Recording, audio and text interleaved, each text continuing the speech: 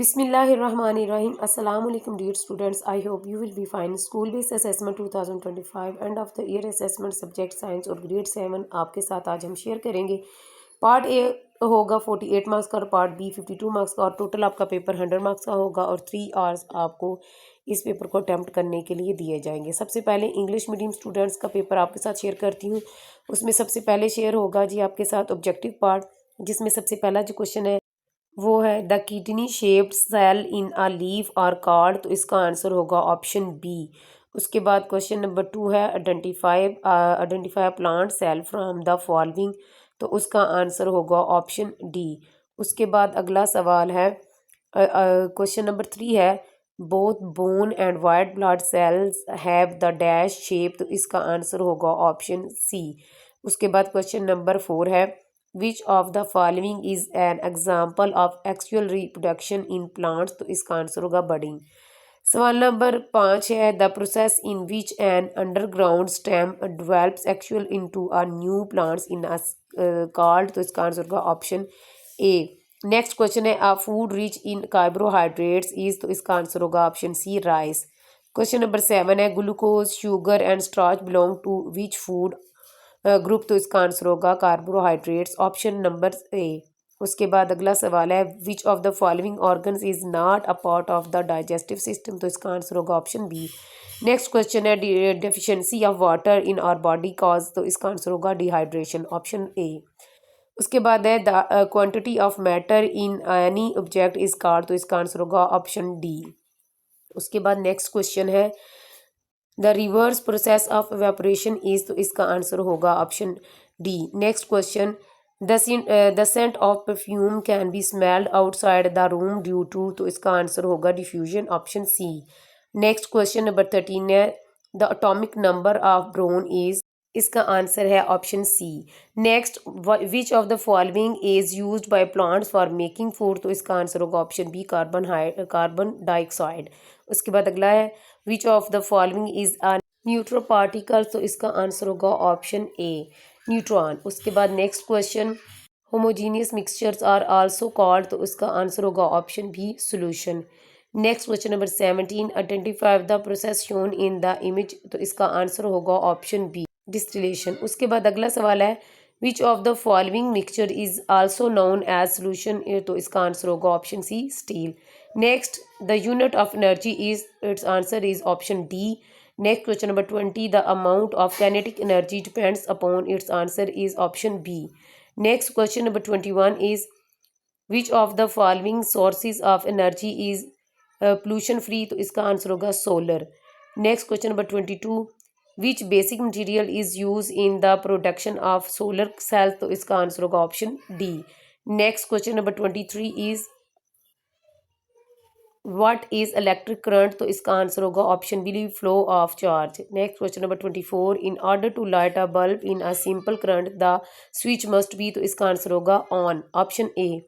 उसके बाद next question common example of static energy electricity from our daily life is, तो इसका answer होगा option C. Next question number 26 is identify material that are attract to magnet, तो इसका answer होगा option B. Next question a magnet can lost its magnetic property by, तो इसका answer होगा option D. Next question number 28 is in which device an electromagnetic is commonly use, its answer is option B. Next question the purpose of using fertilizer on soil is to provide, its answer is option C. Next, comet Halley appears after how many years, its answer is option A. Next question Mars is called the red planet due to the presence of, तो इसका answer होगा option C iron. Next MCQs number last is what is the meteoroid called when it enters the earth atmosphere and burn, तो इसका answer होगा option सी। ये थे हमारे MCQs। अब आपके साथ शेयर करती हूँ सब्जेक्टिव पार्ट। क्वेश्चन नंबर 33 का फर्स्ट पार्ट है write any two sources of fat. Question number B is define pollination, how does self pollination occur. उसके बाद क्वेश्चन नंबर सी है explain how the structure of muscle cell and red blood cell perform their specific function in the body. उसके बाद question number 34 का part A का question है write the name of 4 digestive glands. Question number B part का question है what is the importance of fibre in our body. C question है write the 4 functions of fat in the human body. Question number 35 का part A का question है why the rate of diffusion in faster in gases than liquids. B का question है write 5 uses of metals in our daily life. उसके बाद है C का question है write any 4 uses of compounds. Question number 36 का part A का question है write the name of 4 components of an electric circuit sorry. ये उसके बाद क्वेश्चन बी का है define static electricity and give an example. Question number C का answer है write 3 factors that affect the strength of electromagnetics. Question number 37 का first part का question है differentiate between planets and dwarfed planets. उसके बाद write any 2 properties of meteoroids. उसके बाद C का क्वेश्चन है write any 2 difference between earth and Mars. अब आपके साथ शेयर करती हूँ उर्दू मीडियम स्टूडेंट्स का पेपर।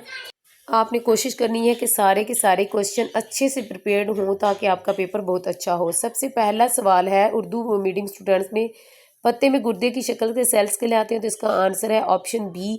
दूसरा सवाल है मदरजा झैल में से पौधों के सेल की शनाख्त करें तो इसका आंसर है ऑप्शन डी गार्ड सेल। उसके बाद सवाल नंबर 3 है बोन सेल्स और वाइट सेल ब्लड सेल्स दोनों की शक्ल डैश होती है तो इसका आंसर होगा बी ऑप्शन। दर्जा झैल में से पौधों में सेक्सुअल रिप्रोडक्शन की कौन सी एक मिसाल है तो इसका आंसर होगा ए ऑप्शन। नेक्स्ट ऐसा अमल जिसमें ज़ेरे ज़मीन तना ए सेक्सुअल रिप्रोडक्शन से एक नए तने में नशोनुमा पाता है तो इसका आंसर है नशोनुमा पाता है कहलाता है तो इसका आंसर होगा ऑप्शन ए। उसके बाद है कार्बोहाइड्रेट से भरपूर गज़ा है तो इसका आंसर है चावल। अगला सवाल ग्लूकोज शुगर और स्टार्च किस गज़ाई ग्रोह से तलक रखते हैं तो इसका आंसर है ऑप्शन ए। नेक्स्ट मदरजा झैल में से कौन सा आर्गन डाइजेस्टिव सिस्टम का हिस्सा नहीं है तो इसका आंसर होगा ऑप्शन बी। नेक्स्ट क्वेश्चन है हमारे जिस्म में पानी की कमी वजह बनती है तो इसका आंसर होगा ऑप्शन ए डिहाइड्रेशन की। नंबर 10 है किसी जिस्म में मादे की मिकदार कहलाती है तो इसका आंसर है ऑप्शन डी। नेक्स्ट क्वेश्चन है एवेपोरेशन का उल्ट अमल है तो इसका आंसर है ऑप्शन डी। क्वेश्चन नंबर 12 है आप परफ्यूम की खुशबू को कमरे से बाहर डैश की वजह से महसूस करते हैं तो इसका आंसर होगा ऑप्शन सी डिफ्यूजन। उसके बाद क्वेश्चन नंबर 13 है जी सवाल नंबर 13 है बोर्न का एटॉमिक नंबर है तो यहाँ पे आपने 5 लिख लेना है ऑप्शन बी है। यहाँ से थोड़ा सा मिसिंग था। दर्जा झैल में से पौधे और रॉक बनाने के लिए क्या इस्तेमाल करते हो तो इसका आंसर होगा ऑप्शन बी। उसके बाद सवाल नंबर 15 है मदरजा झैल में से न्यूट्रल पार्टिकल कौन सा है तो इसका आंसर होगा ऑप्शन ए। सवाल नंबर 16 है होम्योजीन्स के मिक्सचर डैश भी कहलाते हैं तो इसका आंसर है ऑप्शन बी। उसके बाद सवाल नंबर 17 है तस्वीर में दिखाए गए अमल की शिनाख्त करें तो इसका आंसर होगा ऑप्शन बी। सवाल नंबर 16 दर्जा झैल में से कौन सा मिक्सचर सॉल्यूशंस के तौर पर भी जाना जाता है तो इसका आंसर होगा ऑप्शन सी स्टील। एनर्जी का यूनिट है तो इसका आंसर होगा ऑप्शन डी। सवाल नंबर 20 है काइनेटिक एनर्जी की मिकदार का इन्हिसार होता है तो इसका आंसर होगा ऑप्शन बी मास और स्पीड। उसके बाद सवाल नंबर 21 है मदरजा झैल में से कौन सा एनर्जी का जरिया आलूदगी से पाक है तो इसका आंसर होगा ऑप्शन डी। सवाल नंबर 22 है सोलर सेल की प्रोडक्शन में कौन सा बुनियादी मटेरियल इस्तेमाल किया जाता है इसका आंसर है ऑप्शन डी। इलेक्ट्रिक करंट क्या है तो इसका आंसर होगा ऑप्शन बी। सवाल नंबर 24 है एक सादा सर्किट में बल्ब को रोशन करने के लिए स्विच होना चाहिए तो इसका आंसर है ऑन। उसके बाद है हमारी रोज़मर्रा ज़िंदगी में स्टैटिक इलेक्ट्रिसिटी की आम मिसाल है तो इसका आंसर है ऑप्शन सी बिजली का कड़कना। मैग्नेटिक की तरफ से कशिश होने वाले मटेरियल्स की पहचान करें तो इसका आंसर होगा ऑप्शन बी। उसके बाद अगला सवाल है एक मैग्नेटिक अपनी मैग्नेटिक खासियत खो सकता है तो इसका आंसर होगा हथौड़ा मारने से। अगला सवाल है आमतौर पर इलेक्ट्रोमैग्नेटिक किस डिवाइस में इस्तेमाल होता है तो इसका आंसर होगा इलेक्ट्रिक बल्ब में। उसके बाद अगला सवाल है ज़मीनों में खाद के इस्तेमाल का मकसद फराहम करना है तो इसका आंसर है ऑप्शन सी ग़िज़ाई अज्जा। सवाल नंबर 30 है कोमेट हेली कितने साल बाद ज़ाहिर होता है तो इसका आंसर है ए ऑप्शन 76 साल बाद। उसके बाद सवाल नंबर 31 है हमारे मास को सुर्ख स्यारा डैश की मौजूदगी की वजह से कहते हैं तो इसका आंसर है ऑप्शन सी आयरन। आखिरी सवाल है जब एक मेटेरॉइड ज़मीन के एटमॉस्फेयर में दाखिल होता है और जल जाता है तो इसे क्या कहा जाता है तो इसका आंसर होगा ऑप्शन सी। ये थे हमारे एमसीक्यूज जो मैंने आपके साथ शेयर किए। अब आपके साथ शेयर करती हूँ साथ दो इंशाइया सवाल। सवाल नंबर 33 में सबसे पहला जो सवाल है वो फैट्स के कोई से दो ज़राए लिखें। दूसरा है पोलिनेशन की तारीफ करें सेल्फ पोलिनेशन कैसे होती है। तीसरा सवाल है मसल सेल्स और रेड ब्लड सेल की साथ में जिस्म में अपने महसूस फ़ाइल कैसे सर अंजाम देते हैं। सवाल नंबर 34 का पहला सवाल है, 4 डाइजेस्टिव ग्लैंड्स के नाम आपने लिखने हैं। दूसरा सवाल है, फाइबर हमारे जिस्म में क्या अहमियत है। इसी का तीसरा सवाल है, इंसानी जिस्म में फैट्स के 4 अफ़ाल लिखे। उसके बाद सवाल नंबर 35 के भी 3 सवाल है, डिफ्यूजन की रफ्तार गैसेज में मायात की निस्बत ज़्यादा क्यों होती है। दूसरा सवाल है, हमारी रोज़मर्रा ज़िंदगी में धातु के 5 इस्तेमाल आपने लिखने हैं। और तीसरा सवाल है, कंपाउंड्स के कोई से 4 इस्तेमाल लिखने हैं। इसके बाद सवाल नंबर 36 के भी 3 पार्ट हैं आपको दिए गए। पहला सवाल है, इलेक्ट्रिक सर्किट के 4 अज्जा के नाम आपने लिखने हैं। उसके बाद है तीसरा, स्टैटिक इलेक्ट्रिसिटी की तारीफ करें और एक मिसाल भी दें। इलेक्ट्रोमैग्नेटिक की ताकत को मुतासर करने वाले 3 अवामल आपने लिखने हैं। सवाल नंबर 37 का पहला सवाल है, सियारे और ड्वार्फ सियारे में फ़र्क आपने वाज़िया करना है। फिर दूसरा सवाल है, मेटेरॉइड्स की कोई सी 2 खसूसियत लिखनी है। और तीसरा सवाल है, ज़मीन और मार्स में कोई से 2 फ़र्क लिखें। ये सवाल आपके साथ मैंने कर दिए। अब मैं आपके साथ इनके आंसर शेयर करती हूँ। सबसे पहला जो आंसर था, फैट्स के कोई से 2 ज़राए लिखे, तो आपने यहाँ से नोट करना है। फैट्स जानवर के साथ साथ पौधों से भी हासिल की जाती है। दूध, मक्खन, घी, पनीर, एलिमेंट्स फैट्स, मछली का तेल वगैरह जानवरों से हासिल की जाने वाली फैट से भरपूर ग़िज़ाएँ हैं। सब्जियों का तेल जैसे जैतून का तेल, मकई का तेल, नारियल का तेल, सरसों का तेल वगैरह पौधों के बीजों से हासिल किया जा सकता है। एक तरफ राइट साइड पे है उर्दू स्टूडेंट्स के लिए आंसर और लेफ्ट साइड पे इंग्लिश स्टूडेंट्स के लिए आंसर है। तो आपने गौर से इनको रीड आउट कर लेना है। यहाँ से आपको नज़र आ रहा होगा, आपने कोशिश करनी है कि ये सारा एज इट याद कर लें। अगर आपके पास पहले से ही इनके आंसर शॉर्ट फॉर्म में हैं तो आप वो भी याद कर सकते हैं, जो आपको आपकी टीचर ने याद करवाए हैं या आपको वो पहले से आते हैं। उसके बाद दूसरा सवाल है, पोलिनेशन की तारीफ़ करें। सेल्फ पोलिनेशन कैसे होती है, तो इसका आंसर आपने यहाँ से नोट डाउन करें। पोलन ग्रेन्स की स्टिग्मन के एथन से कार्पल के स्टिग्मा तक मुंतकिली पोलिनेशन कहलाती है। सेल्फ पोलिनेशन उस वक्त होती है जब पोलन ग्रेन्स पार्ट ए है, एक ही फूल के एथन से इसी फूल के स्टिग्मा तक मुंतकिल हो, और बी है, एक ही फूल के एथन से दूसरे पौधे के दूसरे फूल के स्टिग्मा तक मुंतकिल हो। सेल्फ पोलिनेशन की मिसालों में मटर, कपास और टमाटर शामिल हैं। उसके बाद मसल सेल्स और रेड ब्लड सेल्स की साथ जिसमें अपने महसूस अफ़ाल इस्तेमाल करते हैं, तो ये आपने यहाँ से नोट कर लेना है। मसल सेल्स लंबे और सिलेंडर की शक्ल में होते हैं। इनकी सिलेंडर जैसी शक्ल इन्हें सिकुड़ने और फैलने में मदद देती है ताकि हरकत पैदा की जाए। रेड ब्लड सेल्स जो होते हैं वो डिस्क की तरह के होते हैं और इनमें सुर्ख रंग का जो पिगमेंट हीमोग्लोबिन होता है वो ज़्यादा होता है। हीमोग्लोबिन ऑक्सीजन या कार्बन डाइऑक्साइड जुड़ी होती है। हीमोग्लोबिन की वजह से सुर्ख खून के जो सेल्स होते हैं वो फेफड़ों से ऑक्सीजन लेते हैं और उसे जिस्म के दूसरे सेल्स तक पहुँचाते हैं। दूसरी तरफ रेड जो ब्लड सेल्स होते हैं ना, वो जिस्म के तमाम सेल्स से कार्बन डाइऑक्साइड लेते हैं और उसे फेफड़ों तक पहुंचाते हैं ताकि जिस्म से निकालने के लिए इसे खारिज किया जा सके। उसके बाद सवाल नंबर 34 का पहला सवाल है, 4 डाइजेस्टिव ग्लैंड्स के नाम लिखें। तो वो आपके सामने यहाँ पे आपको नज़र आ रहे होंगे, ये आपने नोट डाउन कर लेने हैं। राइट साइड पे इंग्लिश लेफ्ट साइड पे इंग्लिश है और राइट साइड पे इंग्लिश स्टूडेंट्स के हैं। फाइबर की हमारे जिस्म में क्या अहमियत है, ये आगे वाला सवाल है। तो इसका आंसर है, फाइबर एक कार्बोहाइड्रेट है। ये सेलुलर्स के तौर पर काम करता है और खुराक को हमारी आंतों में से आसानी से गुजारने में मदद करता है। उसके बाद अगला सवाल है, इंसानी जिस्म में फैट्स के 4 अफ़ाल लिखें। तो उसका आंसर है, आपने नोट कर लें, फैट्स हमारे जिल्द के नीचे स्टोर होते हैं और हमारे जिस्म को दर्जा हरारत की तब्दीलियों से महफूज रखते हैं। ये अहम जिस्मानी अज़ा है, जैसे दिल और जिगर को फाती डाल देते हैं। ये हमारे जिस्म को गर्म रखते हैं और फैट्स एनर्जी का सेकेंडरी ज़रिया है।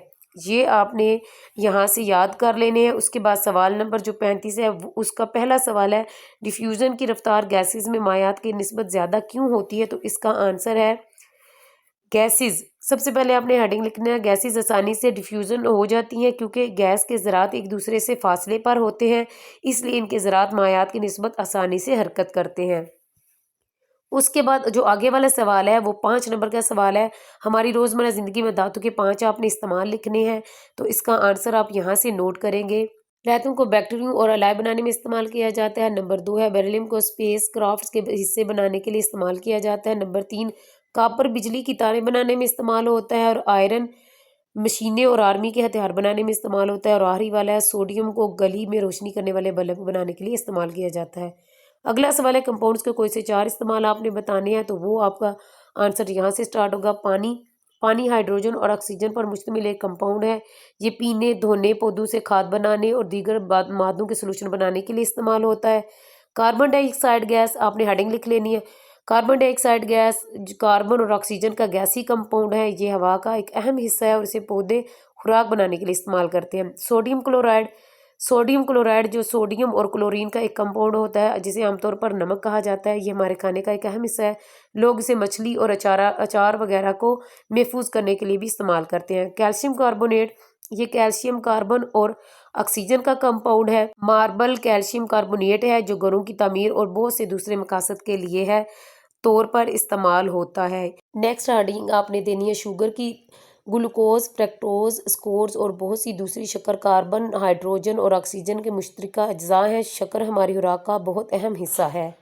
पॉलीथन पॉलीथन कार्बन और हाइड्रोजन का एक कंपाउंड है जो हमारे रोज़मर्रा ज़िंदगी में इस्तेमाल होता है। मुख्तलिफ अशिया बनाने के लिए प्लास्टिक के तौर पर इस्तेमाल किया जाता है। यहाँ तक ये क्वेश्चन हो गया। उसके बाद सवाल नंबर जो 36 है, उसका पहला सवाल है इलेक्ट्रिक सर्किट के 4 अज्जा के नाम लिखें। तो वो आपके सामने है, बैटरियाँ, सेल, स्विच, कंडक्टर, तारें और बल्ब। उसके बाद स्टैटिक इलेक्ट्रिसिटी की तारीफ़ करें और एक मिसाल दें। तो इसका आंसर है, तारीफ़ आपने लिखनी है, जब रेस्ट की हालत में चार्ज किसी चीज़ पर मौजूद होता है तो इस बिजली को स्टैटिक इलेक्ट्रिसिटी कहा जाता है और मिसाल उसकी आसमानी बिजली स्टैटिक इलेक्ट्रिसिटी की मिसाल है। अगला सवाल है इलेक्ट्रोमैग्नेटिक की ताकत को मुतासर करने वाले 3 अवामल लिखे। तो उसका आंसर आपने यहाँ से देख लें, कॉइल के चक्रों की तादाद, करंट की मिकदार और धाती कवर। ये हो गया आंसर। फिर उसके बाद सवाल नंबर 37 का पहला सवाल है सियारे और डवार्फ सियारे में फ़र्क वाज़ह करें। तो इसका आंसर आप लिखें, सियारे आपने हेडिंग देनी है, सूरज के गिर्द घूमने वाले अशिया को सियारे कहते हैं, मिसाल के तौर पर ज़मीन। उसके बाद आपने हेडिंग देनी है ड्वार्फ सियारे सियारों की तरह नजर आते हैं लेकिन इनका साइज सियारे होने के काबिल नहीं होता, मिसाल के तौर पर प्लूटो। अगला है मेटेरियोड्स की खसूसियात बयान करें। तो इसका आंसर आप यहाँ से देख लें, मेटेरियोड्स पत्थरों या धातु के टुकड़े हैं जो सूरज के गिर्द मुख्तलिफ रास्तों पर चक्कर लगाते हैं। इनमें से अक्सर ज़मीन से नज़र आने के लिए बहुत छोटे हैं। जब मेटेरियोड्स ज़मीन के एटमॉस्फेयर में दाखिल होते हैं तो ये जल कर फ़ज़ा में धुआं शामिल करते हैं। मेटेरियोड्स ज़मीन की सतह से तकरीबन 500 किलोमीटर ऊपर जलते हैं। अगर एक मेटेरॉइड ज़मीन के एटमॉस्फेयर में दाखिल हो जाए और मुकम्मल तौर पर जले बगैर ज़मीन की सतह से टकरा जाए तो ये ज़मीन में एक घड़ा बना देता है।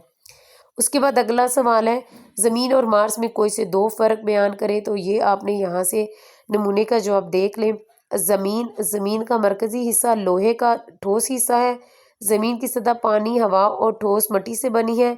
ज़मीन की अपनी मैग्नेटिक फील्ड होती है और उसके बाद ज़मीन पर ज़िंदगी मौजूद है। तो मरीख का आपने लिखना है, मरीख में चट्टान की एक मोटी तह से घिरा हुआ लोहे का मरकज़ी हिस्सा है। मरीख की सतह बर्फ़ पर मुश्तमिल है। मरीख अपनी मैग्नेटिक फील्ड नहीं है और मरीख पर ज़िंदगी मौजूद नहीं है। तो डियर स्टूडेंट्स, यहाँ तक हमारा जो पेपर है वो कंप्लीट हो गया है। इंशाल्लाह आपको ये अच्छे से प्रिपेयर्ड हो जाएगा। आपने इनको देख लेना है और अच्छे से याद कर लेना है। इस दुआ के साथ आपसे इजाज़त चाहूँगी कि अल्लाह ताला आपको कामयाब करे। अल्लाह हाफिज़।